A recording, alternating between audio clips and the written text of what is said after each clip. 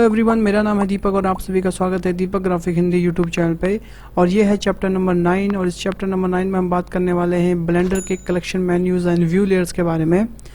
सो chapter number 8 में हमने बात की थी ब्लेंडर के स्नैपिंग टूल के बारे में, स्नैपिंग ऑप्शंस के बारे में, जो कि काफ़ी यूज़फुल एक ट्यूटोरियल था। अगर आपने नहीं देखा अभी तक तो आप जाइए, मैं उसका लिंक आपको डिस्क्रिप्शन में भी दे दूँगा और आई बटन में भी आपको उसका लिंक मिल जाएगा, आप वहाँ से देख सकते हैं। तो चलिए आज का टॉपिक शुरू करते हैं।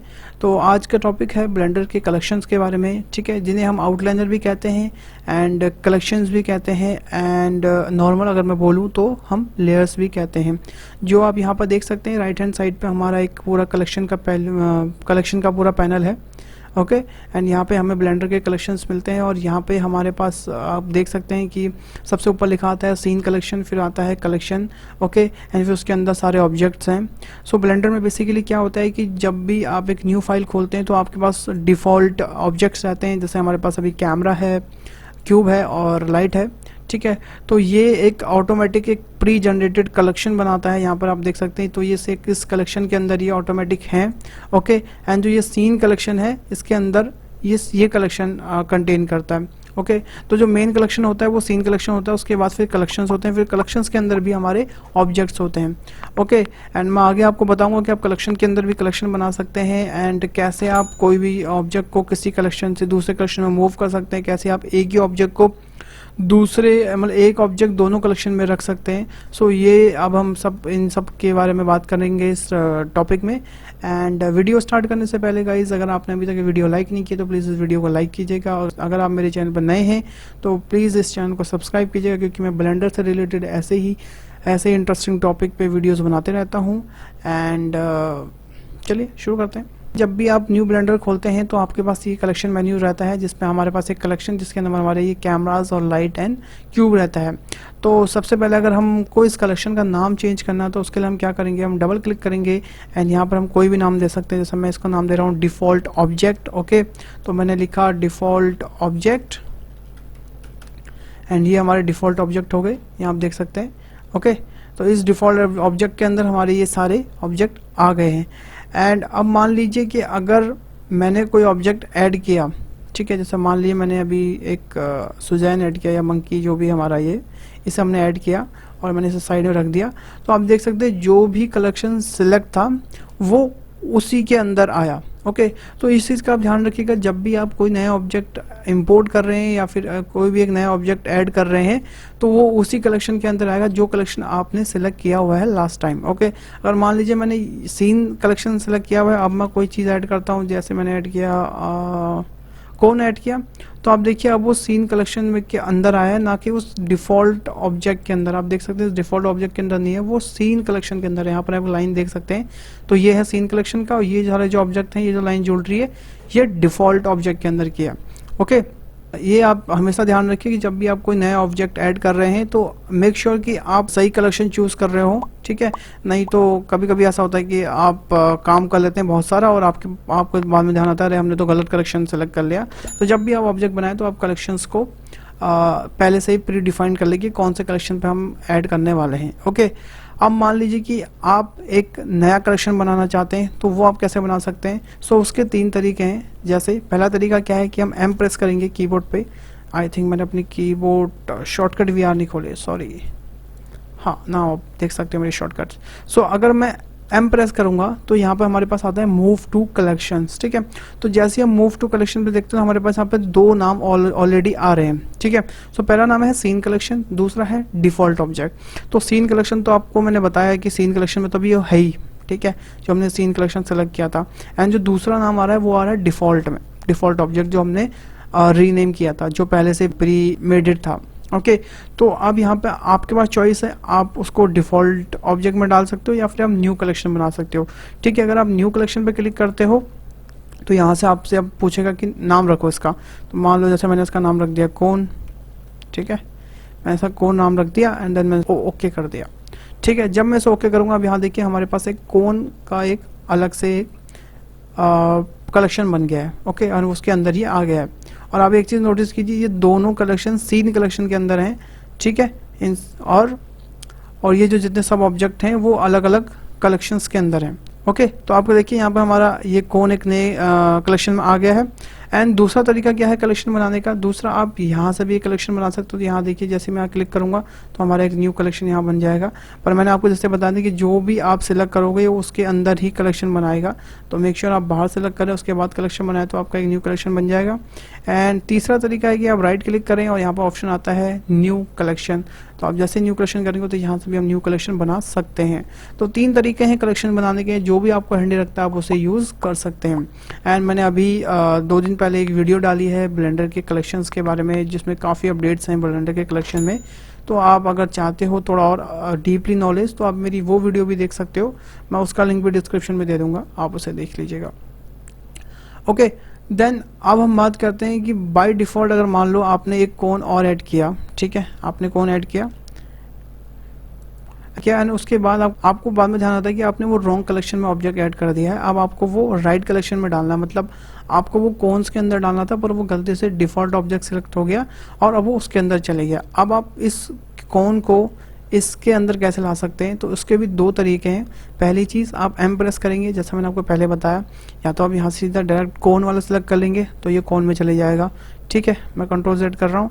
दूसरा तरीका आप ड्रैग एंड ड्रॉप कर सकते हैं डायरेक्ट किसी भी कलेक्शन को किसी भी कलेक्शन के अंदर, ठीक है। तो ये तरीका है अगर मान लो आपसे गलती से कभी भी कोई भी ऑब्जेक्ट किसी गलत कलेक्शन में चले जाता है तो आप यहाँ से उसको ड्रैग एंड ड्रॉप कर सकते हैं या एम प्रेस करके मूव कर सकते हैं। देन अब हम बात करते हैं कि जैसे मान लो, ठीक है, लाइट एंड कैमरे को मैंने सेलेक्ट किया एंड देन मैंने उस पर प्रेस किया एम और मैंने यहाँ पे फिर से न्यू कलेक्शन बनाया और मैंने इसका नाम रख दिया एक्स्ट्रा ऑब्जेक्ट, ठीक है, ओ सॉरी ऑब्जेक्ट। और जैसे मैंने एंटर किया अब आप यहाँ देख सकते हैं हमारे पास 3 कलेक्शंस हैं। मेन कलेक्शन हमारा सीन कलेक्शन है, उसके बाद उसके अंदर सब कलेक्शंस हैं, आप यहाँ देख सकते हैं। ओके, तो आप समझ गए आप कलेक्शंस को कैसे बना सकते हो। अगर आपको गलती से भी कोई कलेक्शन किसी दूसरे कलेक्शन में चले जाता है, कोई भी ऑब्जेक्ट आपका दूसरे कलेक्शन में चले जाता है तो आप उसे कैसे वहाँ से मूव कर सकते हो। एंड तीसरी चीज़, आप किसी कलेक्शन के ऑब्जेक्ट को सिलेक्ट करके एक न्यू कलेक्शन कैसे बना सकते हो, वो भी मैंने आपको बता दिया है। ओके, अब हम बात करते हैं अगर मान लीजिए आपको ये कौन इस कलेक्शन में भी चाहिए और इस कलेक्शन में भी चाहिए तो हम उसे कैसे कर सकते हैं। तो उसके लिए हम उस कौन को लिंक कर देंगे दोनों के साथ। कैसे, तो अगर आप यहाँ क्लिक करेंगे ऑब्जेक्ट प्रॉपर्टीज़ पे तो यहाँ आप देख सकते हैं हमारे पास एक कलेक्शंस का ऑप्शन आ रहा है, ठीक है। अब यहाँ पर कलेक्शन का ऑप्शन आ रहा है, अब यहाँ आप देख सकते हैं टू ऐड टू कलेक्शन है, ठीक है। अभी यहाँ पे मैंने कौन सेलेक्ट किया है, उसके बाद मैंने किया ऐड टू कलेक्शन। तो जैसे ही मैं ऐड टू कलेक्शन करूँगा तो यहाँ पे मेरे पे जितनी भी मेरे कलेक्शन है मेरे सीन कलेक्शन में वो सारी लिस्ट आ जाएगी। और जैसे ही मैं इसमें से एक किसी भी सिलेक्ट करूँगा, मान लो मैंने डिफ़ॉल्ट ऑब्जेक्ट पर सिलेक्ट किया, अब आप देख सकते हैं वो कौन यहाँ भी है वो कौन यहाँ भी है, ठीक है। वो है एक ही ऑब्जेक्ट पर वो दोनों में है। ओके, एंड और इसको हम अनलिंक कैसे कर सकते हैं तो इसके भी मैं तरीके बता देता हूँ कि अभी तो ये आप देख सकते हैं ये यहाँ भी है यहाँ भी है, दोनों में है ये, ठीक है। आप एडिट करोगे ऑब्जेक्ट एक ही रहेगा पर ये लिंक दोनों के साथ है, ठीक है। और ये काम कहाँ पर आता है, बेसिकली ज़्यादातर हम एनिमेशन में ऐसी चीज़ें यूज़ करते हैं। ओके, देन अब मैं आपको बता देता हूँ कि इसे हम अनलिंक कैसे करेंगे। तो ठीक है, तो सबसे पहले आप उस कौन को सिलेक्ट करेंगे एंड उसके बाद आप डिफ़ॉल्ट ऑब्जेक्ट वाला डिलीट कर देंगे। तो जैसे ही आप डिफ़ॉल्ट ऑब्जेक्ट पे क्रॉस कर देंगे तो वो डिफ़ॉल्ट ऑब्जेक्ट से चले जाएगा। एक तो ये तरीका है एंड दूसरा तरीका क्या है, आपने उस कौन को सिलेक्ट किया एंड राइट क्लिक किया और यहाँ पर ऑप्शन आता है अनलिंक का। जैसे ही आपने अनलिंक किया तो वहाँ से अनलिंक हो गया। ओके, ये आप समझ गए। एंड अब मैं आपको एक चीज़ और बताता हूँ कि आप कलेक्शंस के अंदर कलेक्शन कैसे बना सकते हैं। तो जैसे मान लीजिए मेरा ये कलेक्शन है, मैंने इस कलेक्शन को डिफ़ॉल्ट कलेक्शन के अंदर डाल दिया। अब आप देख सकते हैं एक कलेक्शन के अंदर दूसरा कलेक्शन है एंड इस कलेक्शन के अंदर ये कलेक्शन तो है ही और उसके ऑब्जेक्ट भी हैं, फिर इस कलेक्शन के अंदर इसके खुद के ऑब्जेक्ट्स हैं। ओके, तो आप ड्रैग एंड ड्रॉप करके किसी भी कलेक्शन के अंदर एक नया कलेक्शन बना सकते हैं और एक नहीं आप बहुत सारे कलेक्शन बना सकते हैं। और आपको अगर बाहर आना हो तो आप जस्ट ड्रैग एंड ड्रॉप बाहर स्क्रीन कलेक्शन पे कर दीजिए तो आपका फिर से एक स्क्रीन कलेक्शन में वो ऑब्जेक्ट बाहर आ जाएगा। ओके, देन अब यहाँ आप देख सकते हैं हमारे पास कुछ आई बटन है यहाँ पे जिससे हम ऑब्जेक्ट को हाइड और अनहाइड कर सकते हैं। आप देखिए, ठीक है। तो हम ये कैसे कर सकते हैं मैं आपको बताता हूँ। तो अगर आपको पूरा कलेक्शन ऑफ करना है तो आप कलेक्शंस पे जाके उसकी आइज़ को ऑफ कर देंगे तो वो पूरा कलेक्शन ऑफ हो जाएगा। अगर आपको पर्टिकुलर ऑब्जेक्ट हाइड करना है या ऑफ करना है तो आप यहाँ से कर सकते हैं। पर एक चीज़ आप ध्यान रखिए, ये जो भी हाइड हो रहा है, मैं अगर आपको दिखा दूँ, एक सेकेंड, मैं अगर आपको दिखा दूँ तो ये देखिए, ठीक है, ये हमारे ऑब्जेक्ट हैं। तो अगर मान लो यहाँ से मैंने इस क्यूब को यहाँ हाइड कर दिया, पर अगर मैं रेंडर लूँगा तो जैसे मैंने F12 दबाया तो आप देखिए वो रेंडर में आ रहा है, ठीक है। वो रेंडर के लिए कभी परमानेंटली हाइड नहीं हुआ है, वो सिर्फ व्यू पोर्ट के लिए हाइड हुआ है। मतलब आपको अगर व्यू पोर्ट में कुछ काम करना है तो आप उसको हाइड कर सकते हैं, पर अगर आप रेंडर लेंगे तो वो रेंडर के लिए हाइड नहीं हुआ है, ठीक है। सेम चीज़ अगर आप कलेक्शन ऑफ करते हैं तो फिर भी अगर आप रेंडर लेंगे तो फिर भी वो देखो सुजैन दिख रहा है यहाँ पे, ठीक है। तो अभी भी ध्यान रखिए, कभी भी ध्यान रखिए, ये जो ऑब्जेक्ट्स हैं, ये जो जितने भी आईज हैं, ये सिर्फ व्यू पोर्ट विजिबिलिटी के लिए है, ना कि रेंडर विजिबिलिटी के लिए। रेंडर विजिबिलिटी के लिए मैं आपको बताऊंगा कहाँ से कर सकते हैं आप ऑफ। ओके, देन अब आप यहाँ देख सकते हैं, अगर मान लीजिए आपको कोई भी ऑब्जेक्ट हाइड करना हो तो आप कैसे कर सकते हैं। जस्ट आप इस पर क्लिक कीजिए और ये हाइड हो गया। ओके, देन आप सीन कलेक्शन में कीजिए, हाइड हो गया। पर ये तो छोटे लेवल पे है, ठीक है। अभी हमारे पास कम ऑब्जेक्ट है, हमने मैन्युअली क्लिक करके हाइड और अनहाइड कर दिया। पर मान लीजिए आपके पास टन्स ऑफ कलेक्शंस हैं, बहुत सारे कलेक्शंस हैं, बहुत सारे ऑब्जेक्ट हैं, और आपको अब मैन्युअली तो आप कर नहीं सकते क्योंकि इसमें तो बहुत ज़्यादा टाइम लगेगा। तो उसके लिए आप क्या कर सकते हो, आप जिस ऑब्जेक्ट को आप दिखाना चाहते हो उस ऑब्जेक्ट पे आप बस कंट्रोल के साथ प्रेस कीजिए, तो क्या होगा कि बाकी सब तो चले गए, बस हमारा जो एक्स्ट्रा ऑब्जेक्ट में जो लाइट थी आप देखिए सिर्फ ये सिर्फ दिख रहा है। ओके, अगर मैं इसको दोबारा से करके दिखाता हूँ, जैसे मान लो हमें सिर्फ कोन्स दिखाने हैं, बाकी और एक्स्ट्रा ऑब्जेक्ट नहीं दिखाना, ठीक है। जैसा मान लीजिए ये लीजिए, हमें कोन्स के अलावा ये सारा एक्स्ट्रा स्टफ हटा देना है, तो मैं क्या करूँगा, आई पे क्लिक करने से पहले कंट्रोल दबाऊंगा और फिर उसके बाद लेफ्ट क्लिक, तो आप देखिए कोन ही सिर्फ विजिबल है, बाकी सब अनहाइड हो गए। और ये काफ़ी हैंडी होता है, एक एक करके हाइड करना पड़ता है, तो उससे बढ़िया हम इसको डायरेक्ट कंट्रोल से प्रेस करके हाइड कर सकते हैं सारे कलेक्शंस को। और अगर आपको वापस लाना है, प्रेस अगेन दोबारा उस पर कंट्रोल प्रेस कीजिए, सारे ऑब्जेक्ट दोबारा से आ जाएंगे, ठीक है गाइस। तो ये हमने बात करी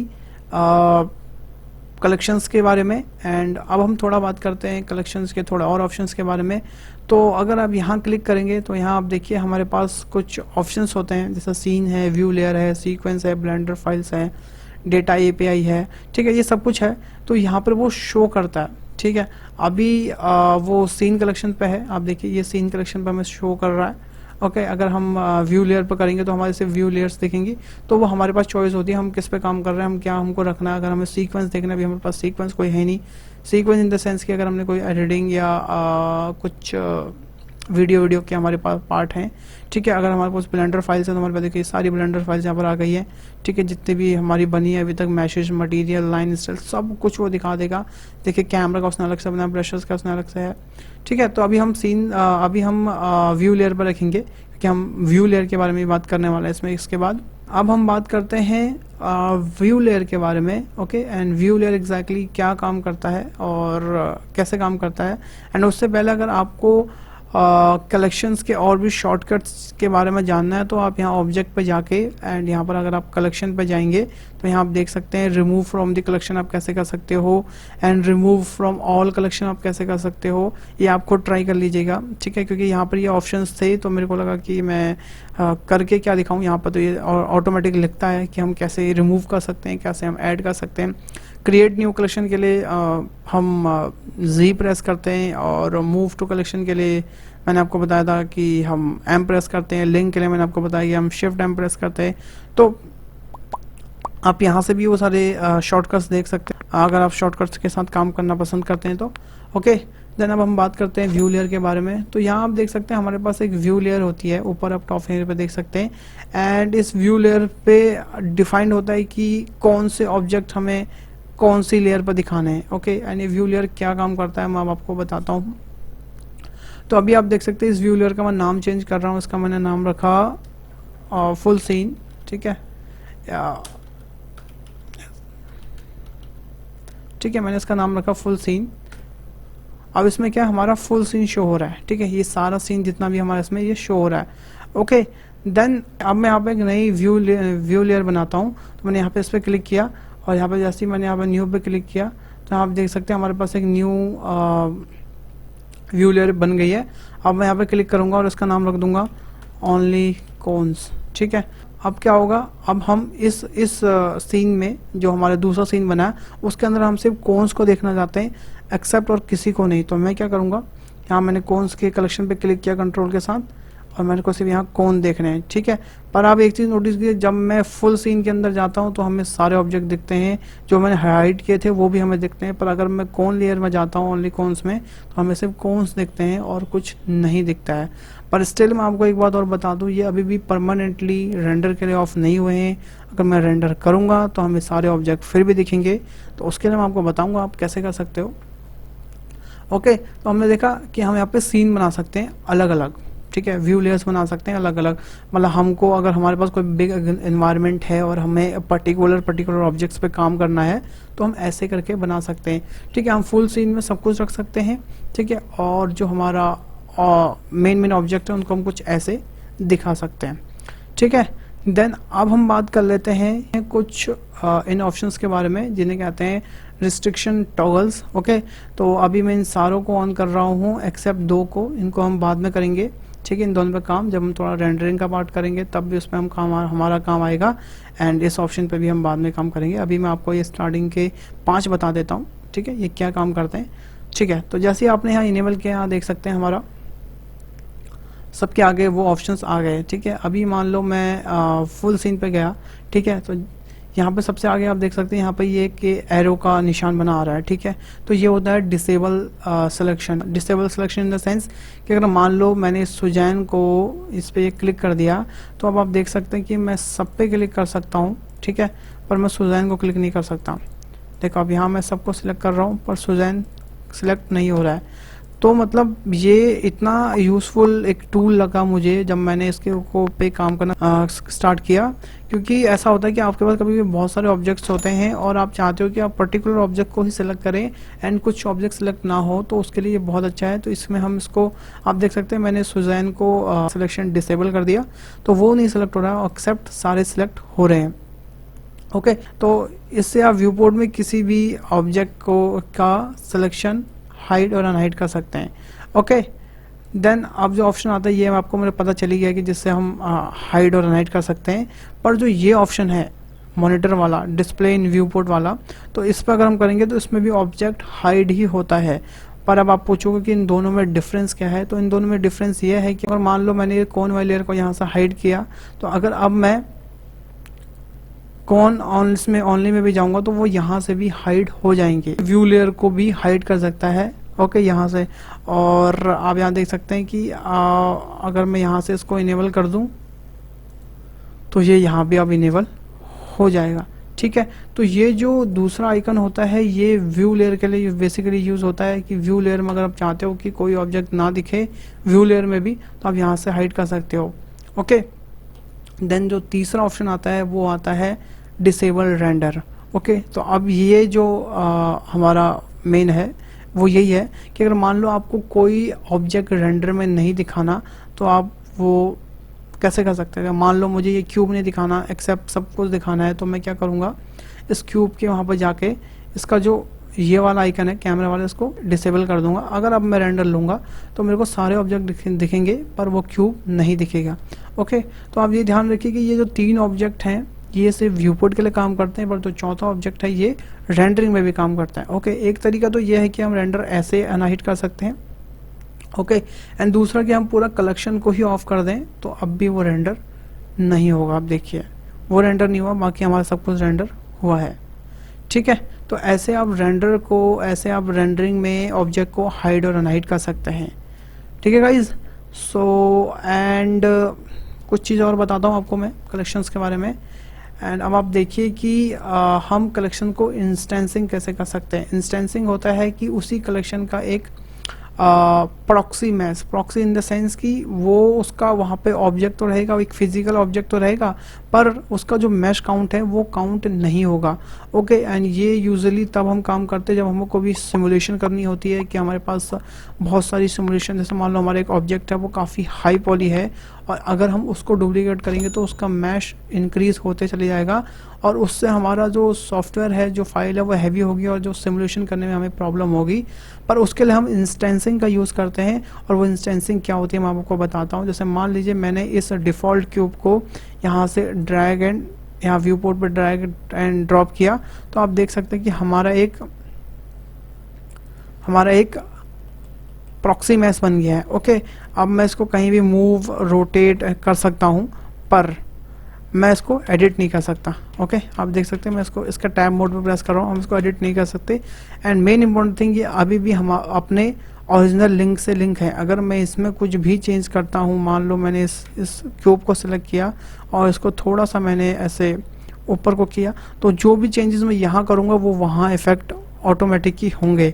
सेम सुजैन के साथ अगर मैंने इसको ऊपर नीचे किया तो जो भी हम यहाँ करेंगे वो उसके लिंक ऑब्जेक्ट में तो होगा ही होगा अपडेट्स। ओके, पर अगर आप लिंक ऑब्जेक्ट को कहीं भी कुछ मूव करते हैं वो आराम से मूव होगा। एंड इसका यूज़ मैंने आपको बताया था कि जब हमको बहुत सारे डुप्लीकेट्स बनाने होते हैं किसी एक पर्टिकुलर ऑब्जेक्ट के और उसके लिए हमारा मैश ना बढ़े तो उसके लिए हम इसका यूज़ करते हैं। ओके, एंड मैं आपको एक चीज़ और दिखा दूँ कि अगर अभी मैं यहाँ आप देखिए अभी दिखा रहा है हमारे ट्राइस दिखा रहा है 1104। अगर मैं इस मंकी को डुप्लीकेट करूँगा तो आप देखिए वो कितने हो गए 2072। ठीक है, पर अगर यही चीज़ मैं इंस्टेंसिंग करके करूँ, जैसे कि एक तरीका तो ये है इंस्टेंसिंग करने का, दूसरा तरीका है शिफ्ट ए करिए एंड यहाँ जाइए कलेक्शन इंस्टेंस और मैंने यहाँ डिफ़ॉल्ट क्यूब को फिर ऐड कर दिया तो उसके ऊपर वो कलेक्शन इंस्टेंस हो गया। अब यहाँ देख सकते हैं कि कलेक्शन इंस्टेंस भी हो गया और यहाँ पे हमारा मैश भी नहीं बढ़ा। ओके, तो ये फ़ायदा है कलेक्शन इंस्टेंसिंग का। और अगर मैं इसको रेंडर लूँगा तो ये दोनों ऑब्जेक्ट भी रेंडर होंगे, दोनों फिजिकल ऑब्जेक्ट हैं, दोनों हम रेंडर कर सकते हैं, दोनों में हम एनिमेशन दे सकते हैं throughout the link object. Okay guys, so ये है कलेक्शन मेन्यू ब्लेंडर का और आई होप आपको ये अच्छे से समझ में आ गया हो एंड अब आप अच्छे से ब्लेंडर के कलेक्शन मेन्यू पर काम कर सकते हैं। और अगर कुछ मेरे से अभी छूट गया है तो हम ड्यूरिंग द कोर्स मैं उन सब चीज़ों को कवर करते रहूँगा।